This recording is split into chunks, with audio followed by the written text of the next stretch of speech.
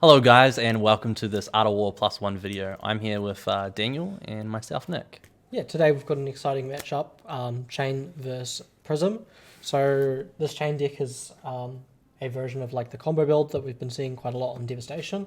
So I was inspired by that and wanted to try it out because we've been playing the aggro one. And we have one of our decks. Aggro Prism deck here, which is... Yeah, you keep saying it's good against Chane. So we'll put it against the meta. Against... Not terrible. It's definitely not terrible. It's a matchup that's worth actually thinking about. So yeah, I guess I'll just quickly go over my sideboard. So this matchup is going to be quite aggressive. But I have to block a lot. So I'm taking out Ghostly Visits because they cost resource and are not really that impactful. Yeah. We're taking out Seeping Shadow and Blood Tribute, just because they don't block very well, and of course Seeping Shadow is really expensive and is yellow. Yeah. Actually, maybe it's worth keeping in for the library because it's yellow. And then we're taking out the Guardian of the Shadow Realms, therefore Warrior and Guardian. As for equipment that we're taking out the Reaping Blade, which is there for Guardian to stop their blessings. Yeah. We're taking out Snapdragon Scalers in favour of Time Snap so that we have some play against the Sentinel, so that it just doesn't completely destroy our combo turn. We have 2 Null Runes for dealing with either other chains or wizard players, and we also have a Crown of Dichotomy for the 3rd Null Rune. Alright, over on this side, we are taking out 3 springboards. We're not blocking, we're just attacking, and it's the demanding prevalence. 3 Soul Shields, don't need them. 3 Blinding Bleeds. These tend to go in for your tougher matchups where you actually do have to block because you're not going to be able to attack twice a turn. Yeah. Generally speaking, you're forced to block. Yeah. This only ever comes in for your Levia matchup. You don't play it in anything else, just because you don't want to be paying for it. You want it to be free. All right. Okay. So you take a turn and you only attack once because they pop it, and then you arsenal this, and then next turn you get to attack twice. Okay, cool. You side for the sideboard for the equipment. You only ever play these 5 pieces: the Null Hood, the Hardened Cross Strap, the Goliath Gauntlet, the Phantasmal Footsteps, and the Skull Cap. Yeah.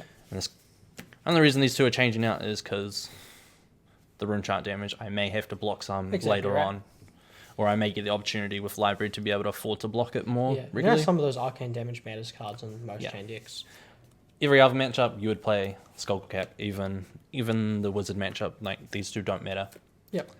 On my side of the field, playing either Iron Weave because it gives us a lot of damage on our combo turns. In fact, this deck is really heavy set on combo, so it's not running Carrion Husk at all.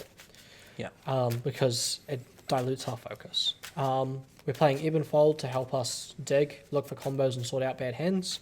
We've got Time Skippers to get around a Sentinel so that it doesn't stop our combo turn. And we've got Grasp of the Arcanite because it's best in slot. Yeah. It's just 2 armor and making Rune Chunters relevant often in the early turns. Yeah. Cool. Let's get started. Weapon of choice for me is Luminaris because it gives all my attacks go again off pitching a yellow. Card's pretty good, right? Which is 85% of this deck, I believe, if not more. You're a yellow man. Very yellow inside. Okay. So one of the biggest things that's scary about the Prism deck is if they get library out early, because it means they can really like run away with the game. Yeah. Because they can attack you 3 times, or they can block you. 2, and attack 3, you 2, 3. Yeah. Exactly right. Which is like terrifying to play against. So if they get it out, we want to break it as soon as we can. Yeah. We'll see how the game goes. 6 versus 5. I will opt to start this time. Cool. All right. Good luck. Good luck to you too. So already we are seeing a semi-favorable hand and a semi-not favorable hand. I think we just pushed damage. Okay. So we're going to pitch a yellow to have a go again, and we're just going to hero protection for 7. Okay. This should force a 3-card block from him. It sure is. I'm going to block with 2, 4, and 7. For exactly 7. Because I have go again, I'm going to opt to swing in for just a flat 6. Yeah, I'll block 2 and take 4. Yeah. Not a great turn, but it still demands his whole hand while getting through 4 damage. Yeah, it's not bad.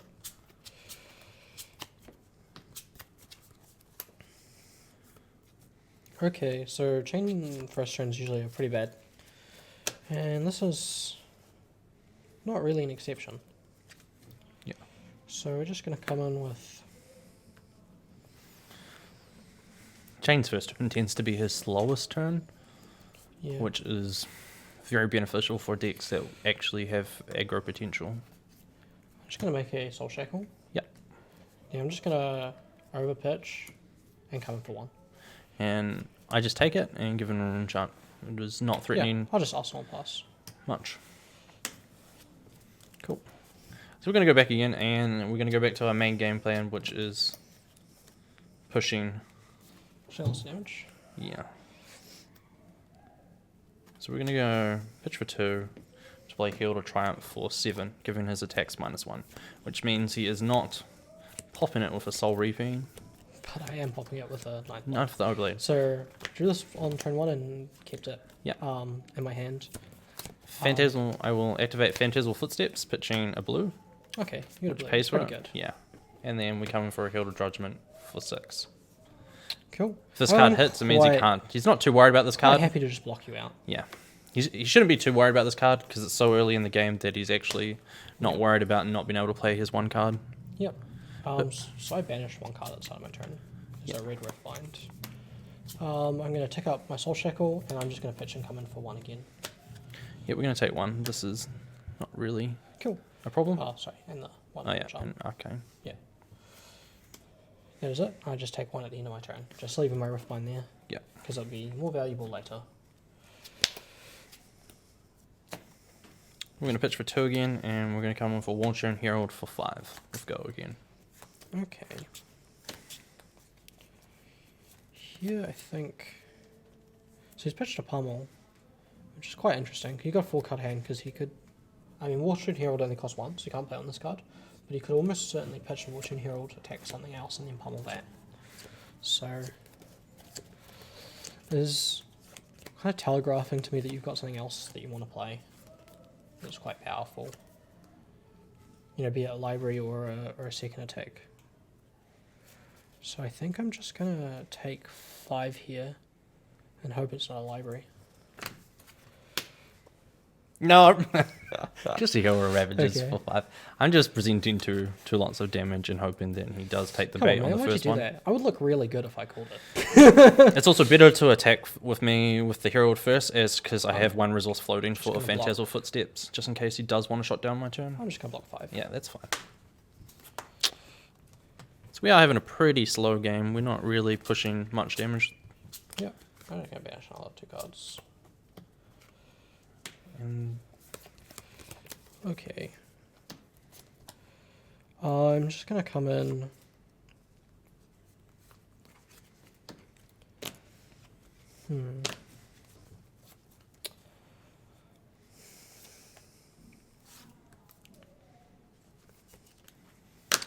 Really a whole lot of crazy things I can do. Maybe I kind of do want to play the Rift Bind. Oh, I'm sorry, the Rip Through. I don't really want to take 2 damage every turn. It's a bit early.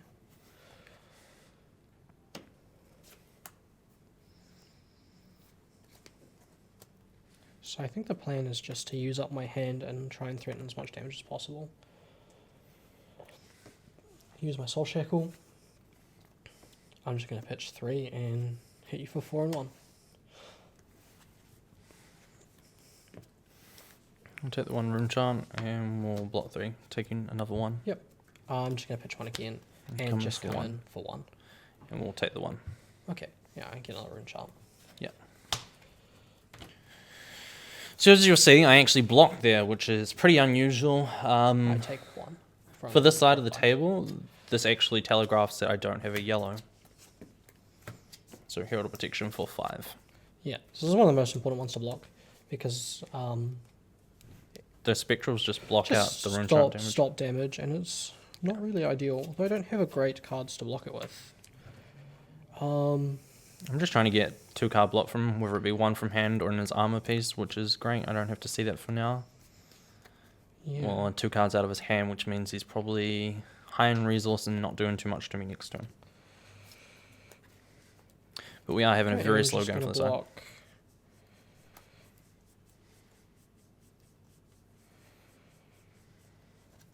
really don't want that to hit. It's almost a 3-card block. Yeah. Okay, I didn't get any 3-card blocks. And I could also kind of want to save my armor. Yeah. So I think it's okay to play a little bit slow. Yeah, I'm just going to 3-card block here. Yeah, so he's blocking 6 there, which is enough to block it. And I'm going to ask my last card because I don't have go again. Yeah. What's my Nebula Blade doing in my graveyard? 2, 3. I'll banish 3 cards. Yeah. So I get 2 misses. Not happy to see that out of war go.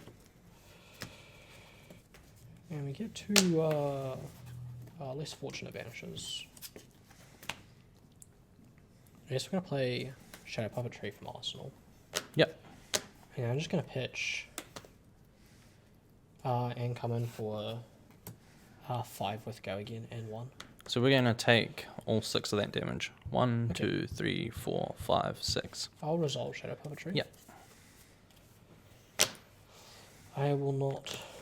Maybe I do. He's got 5-card hand. Yeah, I'm just going to banish the Shadow Puppetry on the top. Yep. So get a 2 block out of the way. I'm just going to come at you for 4. And we're just going to take 4. 1, 2, 3, 4. Cool. So a lot of this deck just doesn't Just make block. another rune chant. It's not that it doesn't block, it's just more beneficial for you in the long run to not block. You're just going to try to deal more damage back, right? Yeah. That's the plan. So we're going to start off by pitching 2, which is our Genesis, to play Hero Triumph, which gives attacks -1. Mm. He pops this as he has a 9th of the blade, but if he doesn't have a 9th blade, he is not popping it. But I still have a 3-card hand, which is... I actually forgot to tick up my Soul Shackle. Yeah. It's bad. I think I'm taking it here. Yeah, just taking 7. Yeah.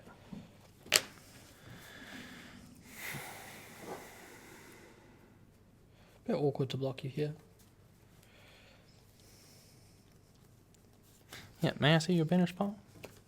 Yeah. And the reason I'm searching for a single card. There's 1/9 blade, one blade. The card I'm looking for is not there. I don't think he's got it. I think it's better for me to just play a little bit slower, which isn't actually slow at all. We're just going to pitch and play library. Okay. I was thinking about attacking again, but I think it's just better not to. Just Because get if out, I right? do attack again and he has the card to pop it, then I don't get to play the library, which is way less beneficial. So we're Arsenal, and because we pitched 2 yellows, library will let me draw 5, By 5, yeah. giving me technically a 6-card hand for next turn. I'm going to play Sonata Arcanix. Oh, actually, I have to banish 3 cards. Yeah, banish cards first. He's banishing 3, and he's got 2 hits. Yeah. Now I'll play Sonata. Reveals 3. You reveal 2 non-actions and 1 So attack they're action, so he bound. takes an attack action and deals 1 arcane to me.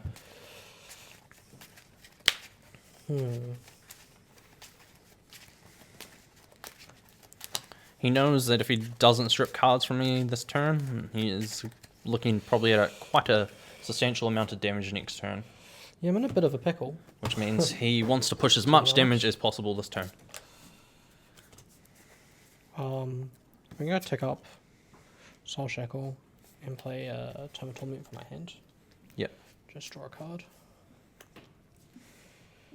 Sorry, and this is in my hand.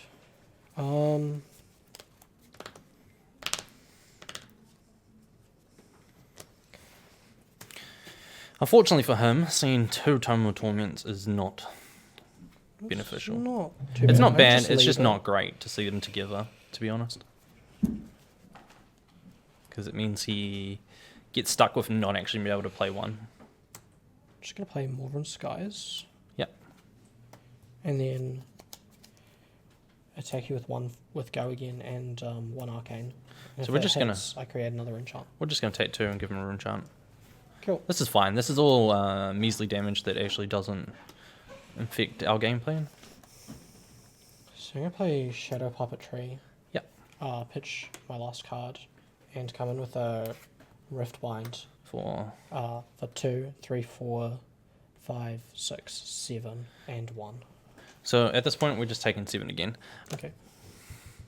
Taking damage is okay, I look at the top because card. we know we're probably dealing a lot more damage back. I'll leave it there And then he's we just going to go come in for 4. with the Nebula Blade. 1, 2, 3, 4. At the And moment. make a Yeah. one shot. So currently there's a 12-point life difference, but That's he knows I have a 5-card hand and, It's well, going to be lots of 6-card attacks, hand. right? So We'll see how this goes. it's likely to be 3 attacks minimum, which is not what he Goes really up wants. there.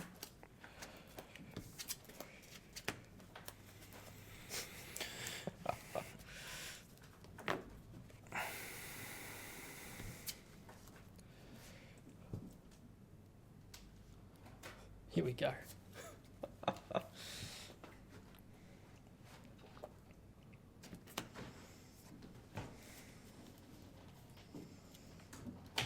So we're going to pitch 2 to play Hill to Ravages for 6.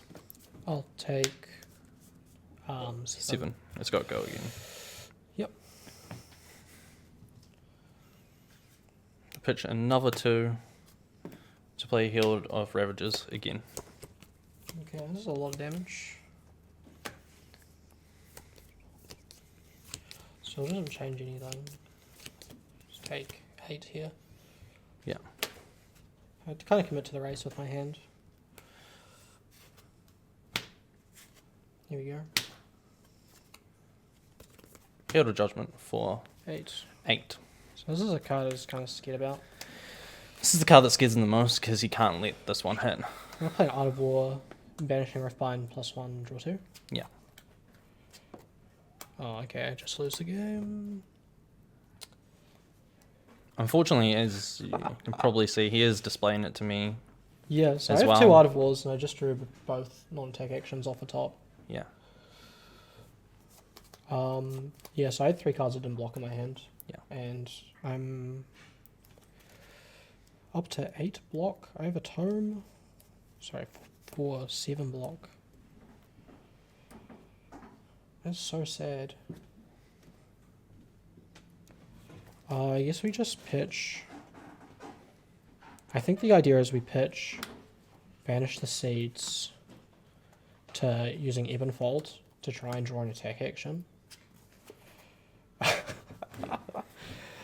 Yeah, that's GG. Yeah. He blocks 2, take 6. Well, he can block yeah, I can block 5. it. You can But then block I- 5. Yeah, but then I And can't take play 3. my book for my banish from the on hit, and then I Yeah. lose. Yeah, you lose So the yeah, 3 damage anyway. Sometimes you get How rolled. far do I have to go? Oh, next 2 cards. Yeah. Oh well, yeah. Sometimes you just draw 3 non-blocks. Yeah. But yeah, I think that still showcases the matchup.